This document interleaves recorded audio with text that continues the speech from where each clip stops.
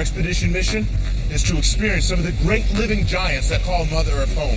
And you know what? Nothing gets more mega, more gigantic than a blue whale. And that's my quest, to try to find a blue whale. The biggest animal that has ever existed on this planet. I'm also going to be trying to find a whole other bunch of giants. From massive apes in Africa to a monster python terrorizing a village in Borneo. Come on, buddy. Whoa! And I'll also be going head-to-head with the biggest, baddest bug on the planet. In my quest, finding a blue whale is no easy task.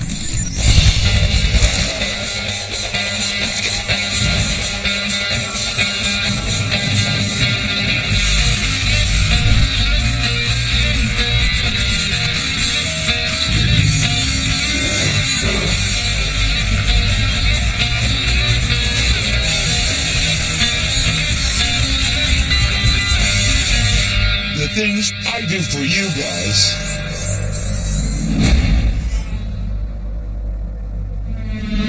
Okay guys, here's the plan. We're in Monterey on the spectacular and somewhat chilly California coastline. Our goal is to connect with a team of scientists that are doing some awesome blue whale research. Hopefully we'll help them find a blue whale. You want to find a big blue? You gotta hit the big blue. Here's the thing, sometimes when you want to see what's below, you have to go above. But first, I want to show you something really cool. All right, guys, we're at the Seymour Center in Santa Cruz, California. I'm here because I want to introduce you to a whale that I'm pretty confident won't escape us. Guys, this is Miss Blue.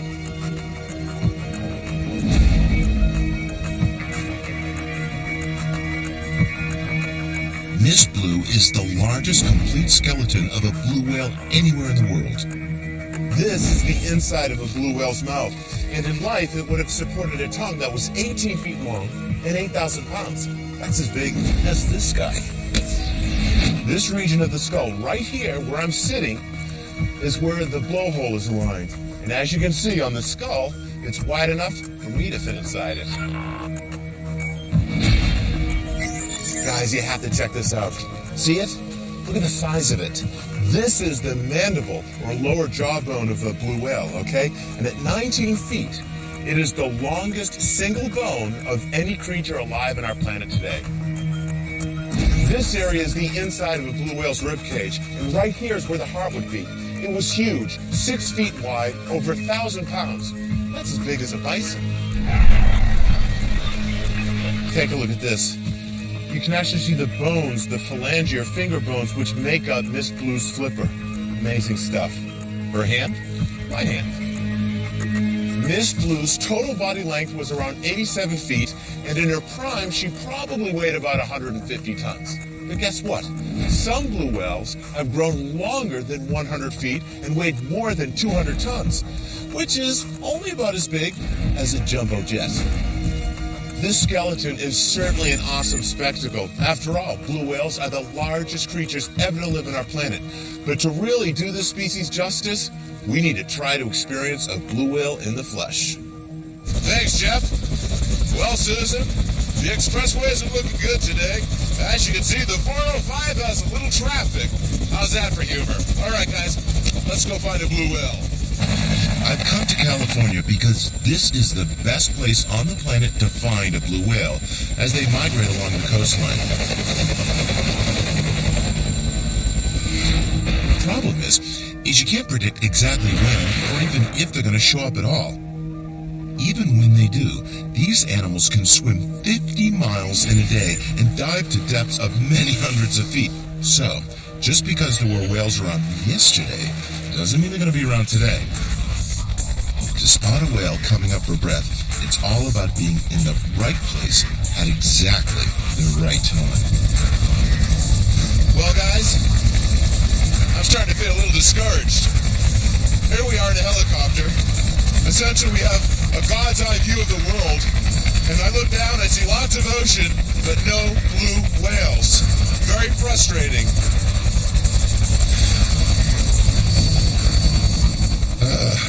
can do, though, is just keep looking. I'll let you know if I find anything. Meanwhile, I brought you to Borneo! Borneo is the largest island in Southeast Asia, and the reason we're here is because it's home to the largest species of snake on the planet, the reticulated python.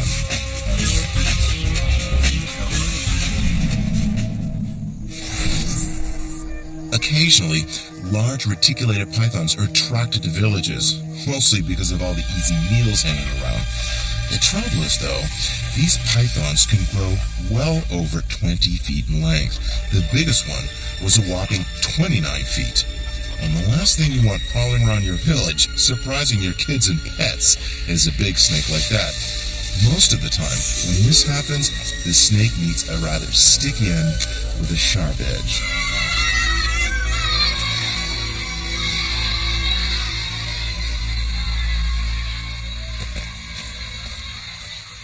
And that's my cue. Jeff Corwin, Snake Rescuer. Hey, what's with all the ruckus? What's going on? What? All right, I'm going. What's all the fuss? What? Yes? Nice, guys. Check it out. Beautiful. And nicely sized retic python. Wait till you see how big it is when we uncoil it. The question is, how are we going to uncoil it? Can I borrow this? Yeah? Oops. Can I rip it? It's just absolutely beautiful. Look at the shimmer. Look at the shine on this serpent's scaly back. Clearly, this animal's in this cage to partake of chickens.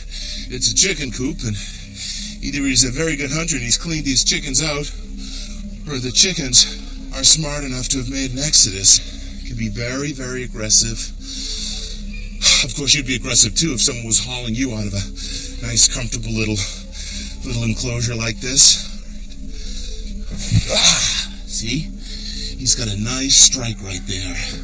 Nice strike, and he's looking at me, and he's looking really, really ticked off. See, what I want to do,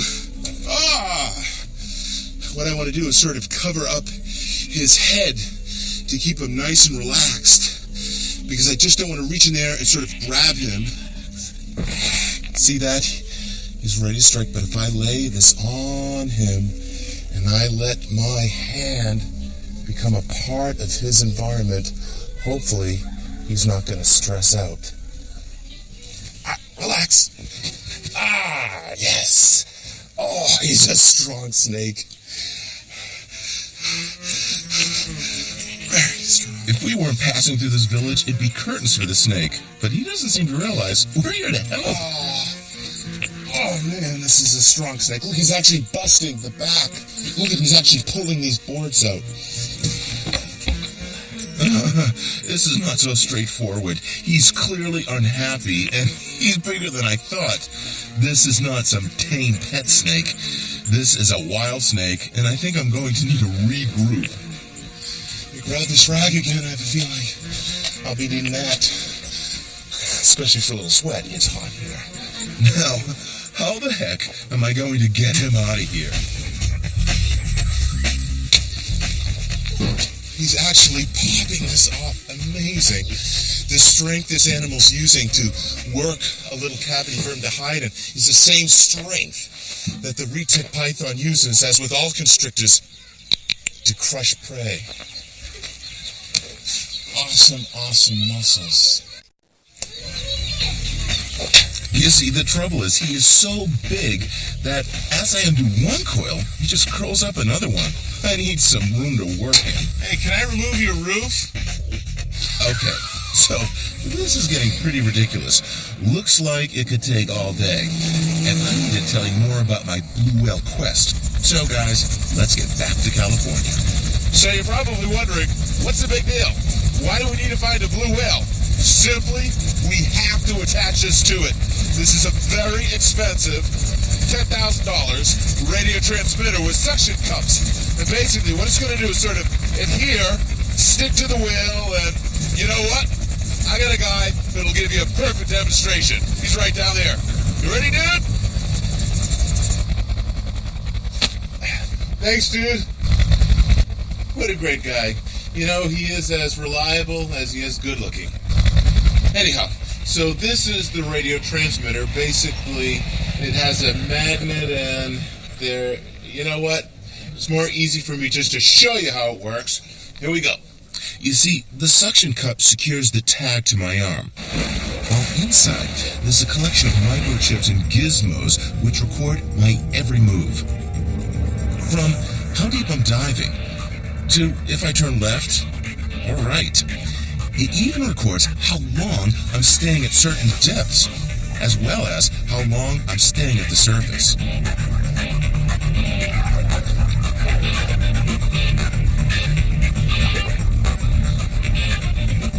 It will stay recording on a whale for anything up to 24 hours. Quite frankly, I'm getting a little chilly.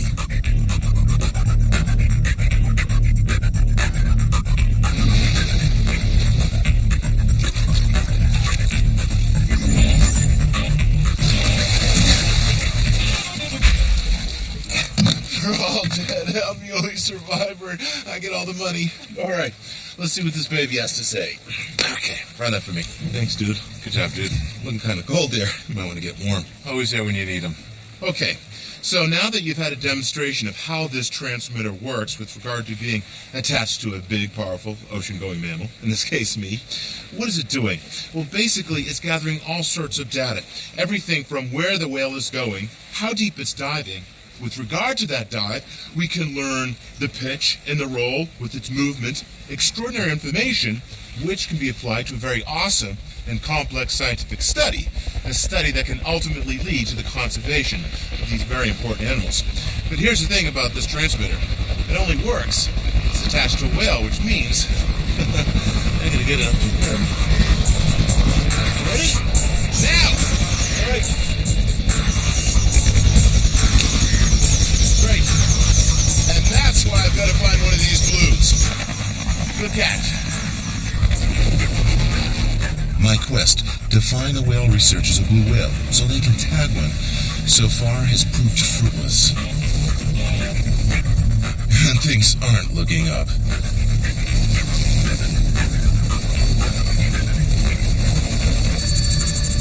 Are you seeing that? I'm talking to the captain. Exactly. Doesn't look good. As if our problems couldn't get worse on the horizon. We got some gnarly weather moving in, some sort of front. Lots of fog, lots of clouds. Not good for flying. So, I think we're going to have to call it a day, but don't be discouraged. Because there are some big giants out there, and I'm going to show them to you.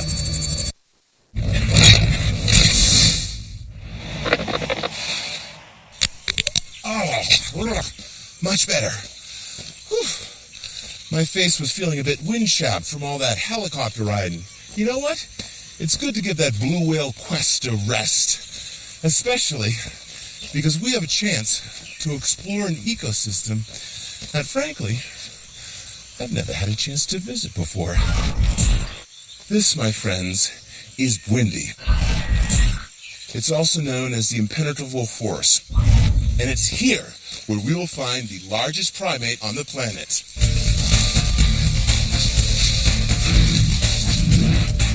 Gorillas. And living in this forest is a specially habituated family. But does it have to be so steep? If you're a mountain gorilla, you basically like your altitude at around 4,000 feet. These endangered apes' main defense from the outside world is the fact that they live in an extremely inhospitable place.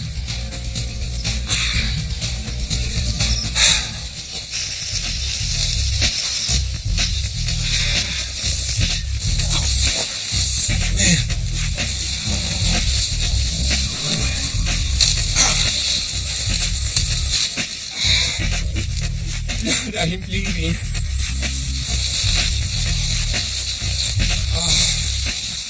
Well, we made it through. We punched through that nasty wall. And look. Just when you want to give up, we come onto some really fresh evidence of guerrilla activity, because when these giants move through this stuff, they sure leave a trail behind. I think they've gone this way. Come on. Come on. Listen. I do believe we are finally close to this awesome moment. A lifetime dream of mine. I think that when we go around this bend, we are going to see something extraordinary. But we must be respectful. We must move gingerly, because if this great silverback that I think is there takes us as a threat, he could charge. We don't want that. Listen, I'm almost afraid to go. Not that I'm afraid of the gorilla, but you spend your whole life waiting to get to one point, and then you're there. I'm here.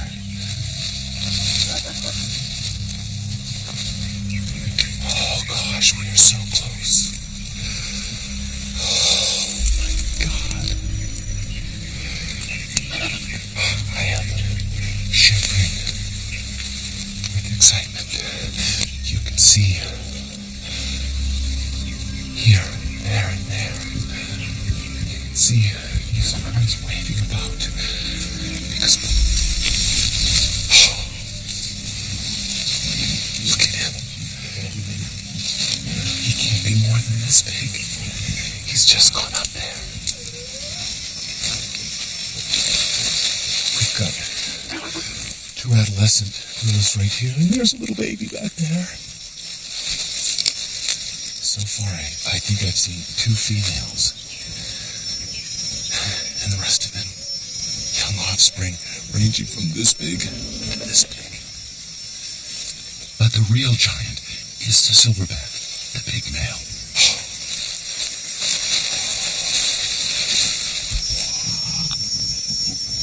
Look at him. Look at this side. And what's really cool about the males compared to the females is that they are sexually dimorphic. Sexually dimorphic, which means males look physically different than females. Males can be double in size than the females. What an extraordinary view of this magnificent giant. Look at him. Look at the size. Look at that. Look at the size. I'm going to guess he's an easy 400 pounds. Now that we found him, let's keep close and see if he comes out in the open. But wait, there's some news in from California.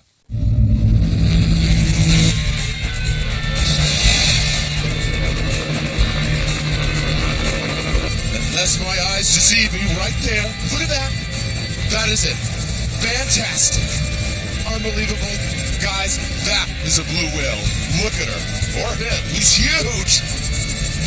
Guys, that certainly is a sight for sore eyes. Awesome. All right, just radio John and tell him we found the blue whale. That's the first part of my quest complete. Now all I have to do is work out how to join him on the water.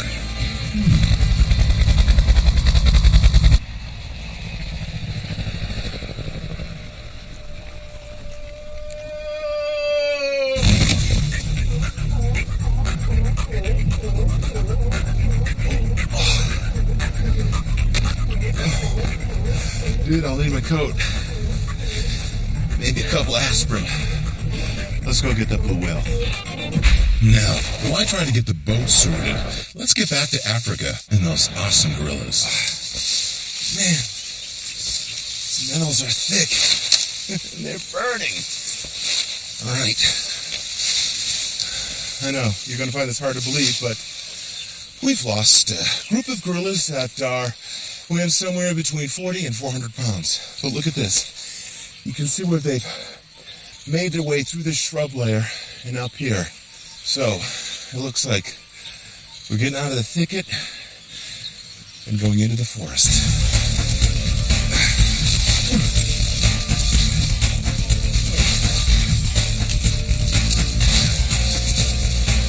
Come on.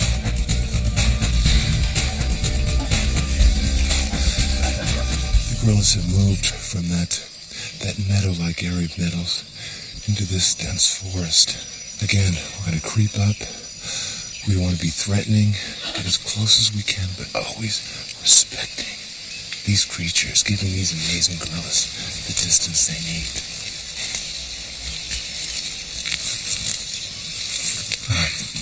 It seems like they're not so keen on me getting too close. Maybe it's time for another approach. So, here's the plan. I'm just going to sit here, hang out for a bit, see how they take to me. I'm hearing some noises, I'm hearing some farts. I'll sort of pretend to be like that new foreign exchange student meeting his host family for the first time. That's my new host mom.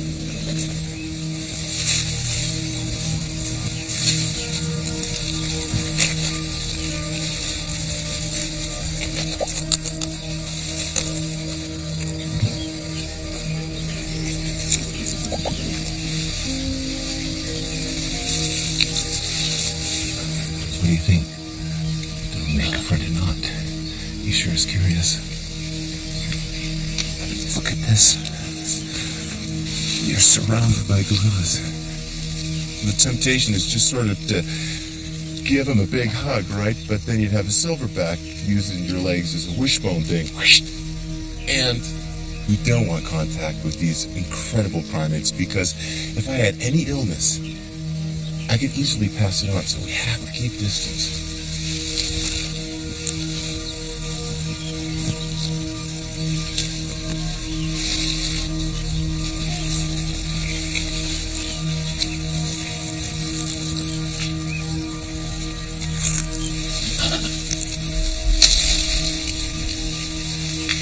See this guy right here? He's a tough one. He's right at that age where he's exploring his world. He's pushing, he's shoving. He's basically trying to tell me that he's the boss, even though he isn't the boss. He says, I want to be the silverback. And someday he may. It's going to take a few years. In fact, a guy like this, a young male, will stay within the natal family group for upwards to 10, 11 years. Venture off, explore, grow up, get life experience, and then, when he's 15 years old, that's when he becomes a silverback. And the thing that's cool about gorillas is they're the largest primates on the planet, and they have no natural predators. It would be a leopard with a death wish to mess with a gorilla. Now, that's what I'm talking about. Oh my gosh, look at the size of him. We now know who is in charge, who is the king of this mountain. It is him. He is the alpha male. And I'm going to guess he's easily 400 pounds. You see that big, broad chest? Okay, that's 3.5 feet across. This guy is standing 5 feet tall. Okay, a female is half his size. But what does it mean to the family group to have a silverback around? I mean, he's more than just protection. His mere presence means that his family can relax and play around, even in our presence. This is just so wonderful. I have wanted to do this my whole life, and finally I've accomplished it. But at the back of my mind, I can't help but to be sobered by the fact that these incredible great apes are endangered through illegal trade in bushmeat and, of course, the destruction of their habitat. And if this amazing forest disappears, so will these amazing gentle giants. I hate to do this to you guys, but we gotta leave because we're after another giant, and to find him, it's back to California, back to our quest, the blue whale.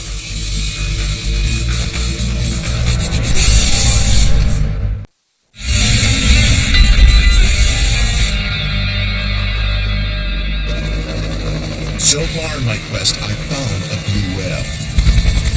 Unless my eyes deceive me, right there. Look at that. All I gotta do now is tag the thing. That's coming up. I've had an awesome, once-in-a-lifetime encounter with some fantastic gorillas. It would be going really well if it wasn't for that snake. Hey, can I remove your roof? Uh-oh. What's this lady? Oh, thank you, ma'am. Thank you. Don't hurt the snake. Please don't hurt the snake. I thought the lady was going to come in here and say, you need help. Here, let me whack your snake. Come on, come down. I cannot budge him. He is so strong.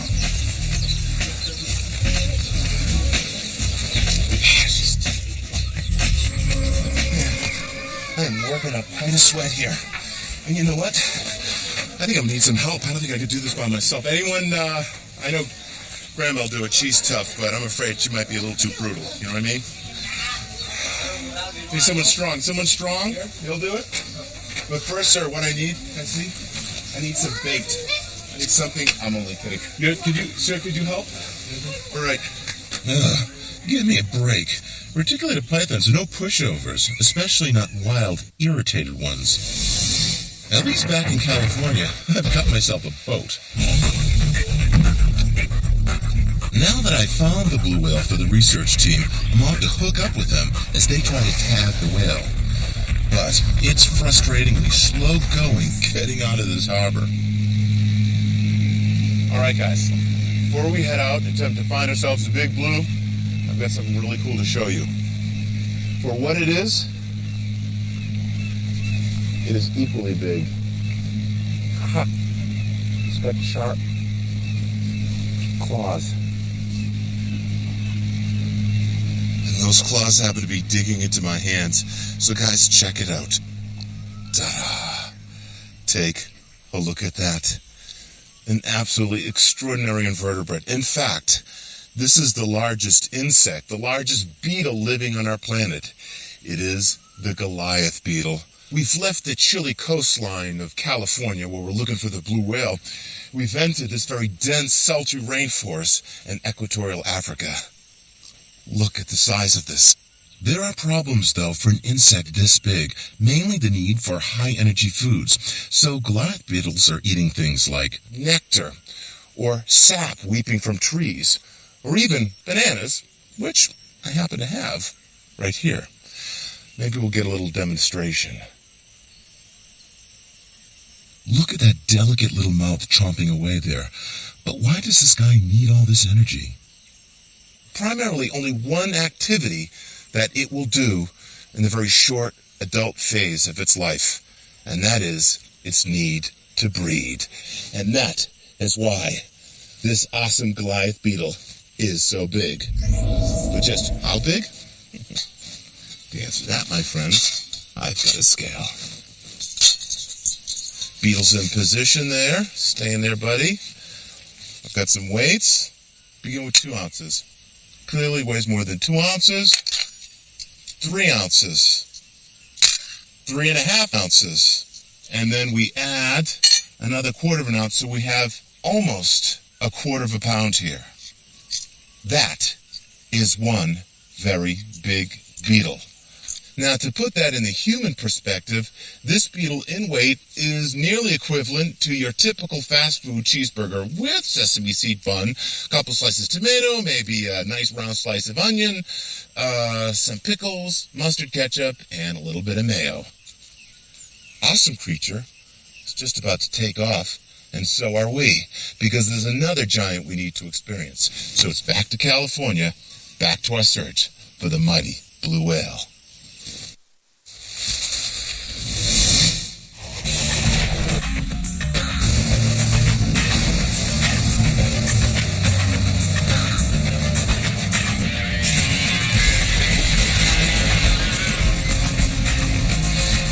Check it out, guys.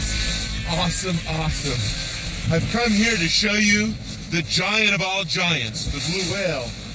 And here's a close contender. A wonderful sight to see. 2/3 the size of blue whale. This, my friends, is a humpback.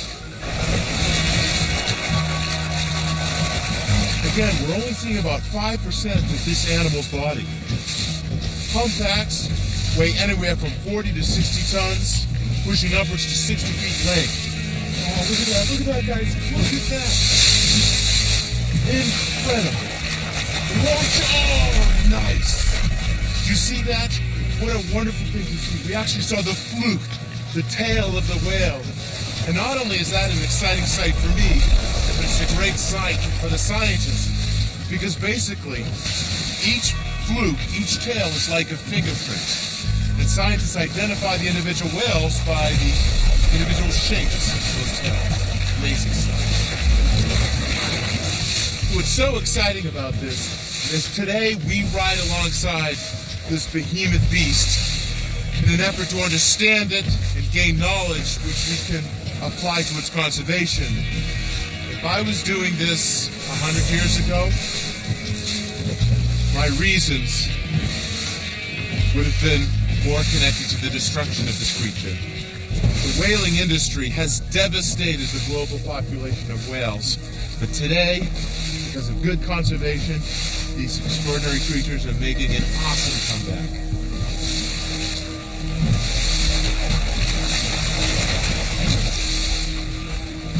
You know, guys, I could spend the whole day with this whale. What an amazing sight. But we're going to have to fight off the temptation because we have another mission at hand. And that is to find the bigger cousin of this animal. In fact, the biggest animal on our planet, the blue whale. Let's go, Aaron. Out here on the water, Monterey Bay is literally teeming with life. And as we go to hook up with one giant, check this out. This is an amazing fish. Look at this. Tell me that is not the bizarrest fish you've ever seen. Awesome, awesome animal. Here in the Pacific Coast, they call it a moa moa. Back home, we call them sunfish, okay? But not like the pumpkin seeds you're getting in the pond down the end of the street. These are gigantic, pelagic, ocean-going fish. They basically float, bob, sway back and forth across the ocean waters, basically feasting on whatever passes them. Really bizarre. You can see their fins and bodies have been modified into those giant flippers on either side.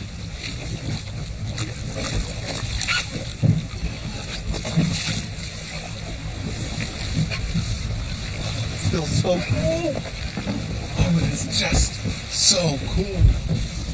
Awesome. It almost felt like a shark. It had that sort of scaleless but rough texture to its skin. Very gentle appearing animal. But come on, Jeff. Focus. That blue whale won't be hanging around forever.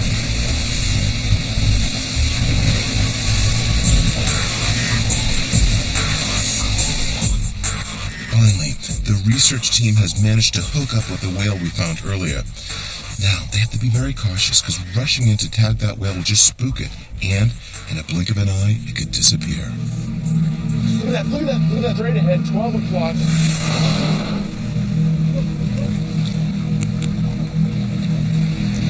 This is what we've come to see. This is what the adventure is about, to observe that giant, the blue whale.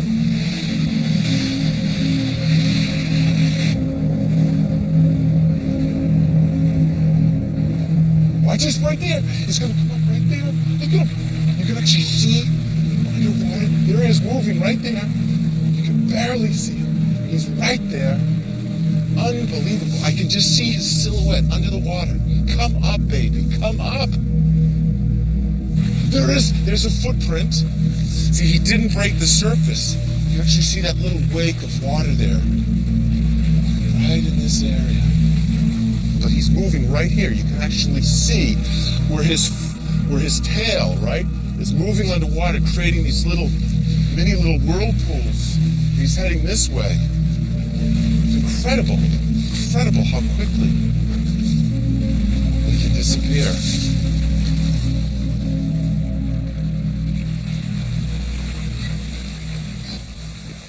Look at this, guys. Isn't it amazing?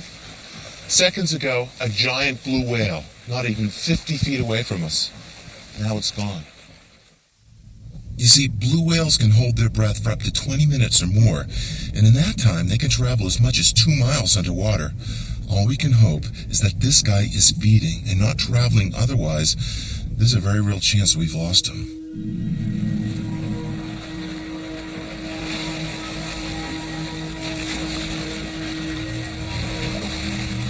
Basically, we're caught up in a cat and mouse game.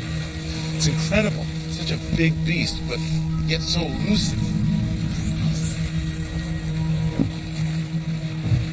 Now, you might have forgotten about that python, but I haven't. So if you could hold on to this and I'll get the head.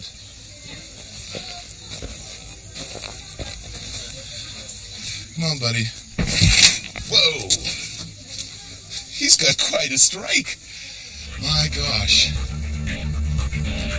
The simple request of rescuing a giant reticulated python from a village in Borneo has turned into an 8-hour demolition job. That's it. Just sort of...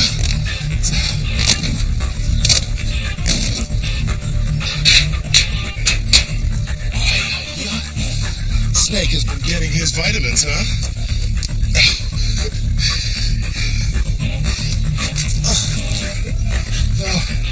Time's running short, so let's take a break and tell you what's so cool about retic pythons. Not only are they powerful, as you can see with this awesome illustration of strangulation of constriction, they also happen to be the longest species of snake on our planet. The longest ever was a massive 29.5 feet long. Thank God this guy isn't that big, and would be here forever. Thank you. All in a day's work. I do this every day. This is like a cup of coffee in a day for me. Let me unravel this snake, and let's check him out. Amazing snake. So this is what I meant when I had another giant, another monster to show you. It may not be as long as a blue whale, but my friends, this is a mighty, mighty, mighty long snake. Retic python, longest living serpent on our planet. This one here, I'm going to guess, quick gander, maybe 16, 17 feet. And boy, did he give us a run for our money. But guys, this is going to be a happy ending. A soup pot this snake will never see, hopefully. Neither will he become a belt or a pair of boots. We're going to give this guy freedom, and then back to Wales. All right. Hey, whose box is that? Can I use that box? Yep. Great. Okay. What a guy, huh? I come into your village, I ruin your chicken coop, and I steal your box. All right. There we go. Whew. Now, next big challenge, getting the snake out of here. Bye! Bye, guys! Guys, I gotta tell you, it feels really good to have successfully captured this big guy. Hopefully, I won't kill us both in the transport. That would be just my luck, because I haven't completed my blue whale quest. Look at that. That's what it's about. This giant whale has been eluding us, but finally, look at that. To ride next to a blue whale like this, it's an experience I've always wanted. And he comes up, he spouts, and I'm actually smelling his breath. Smells kind of like little Caesar salad-ish. But seriously, this is so exciting. Now, we're very close to these animals. We're riding about 60 feet from this creature. The law requires people to stay 300 feet away, unless, of course, you're with a research team, which we are. Look at that. Okay, they're moving in. They're going to try to attach one of these transmitters. So they have to wait to the right moment to attach the suction cup to the whale.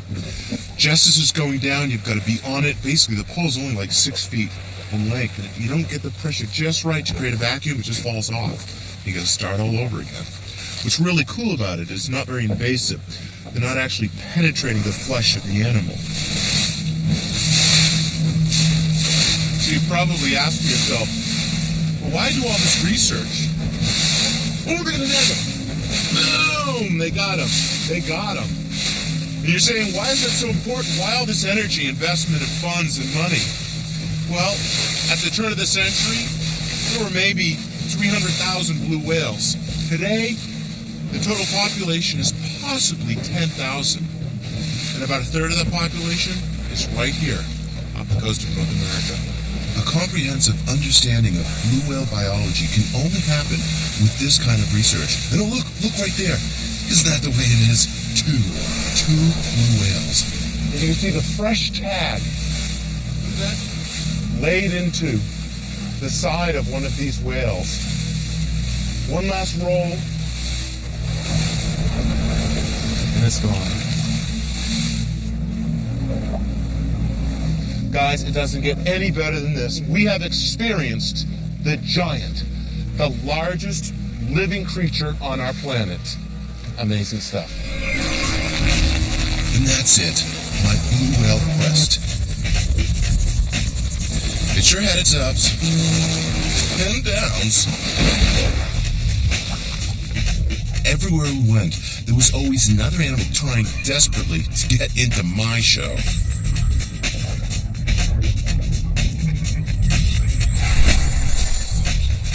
Those gorillas seem pleased to see me. I wish I could say the same about the vegetation. Man, is there anything that doesn't hurt in this forest? I nearly didn't make it out. You see, we're in southwestern Uganda. What's really cool about this... I can't go. Come on without. But for me, it was an awesome dream come true. Certainly worth all that hostile vegetation. Don't mention that snake to me ever again. I figured out what the problem was. This snake has been getting his vitamins, huh? Thing was, I so smashed that chicken coop up, they made me buy it. The good news is I have a nice condo for vacations. Bad news is the chickens have moved back in. Though, the roads are pretty good.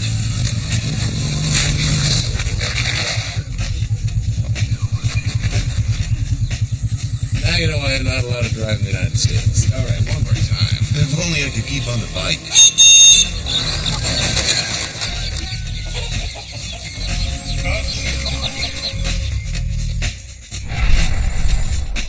And that Goliath beetle, weighing in the size of a burger, he found me irresistible. Something else that's cool about this beetle is that, ouch! Get behind. Now he's sleeping. Yeah, you won't do this twice. That feels really good. It's biting my scalp. Ding, ding, ding, ding. All right, really cool. Give it a flip, throw him off the tree,